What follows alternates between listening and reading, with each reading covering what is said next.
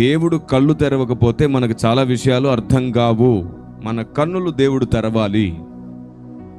మన కన్నులు దేవుడు తెరవాలి.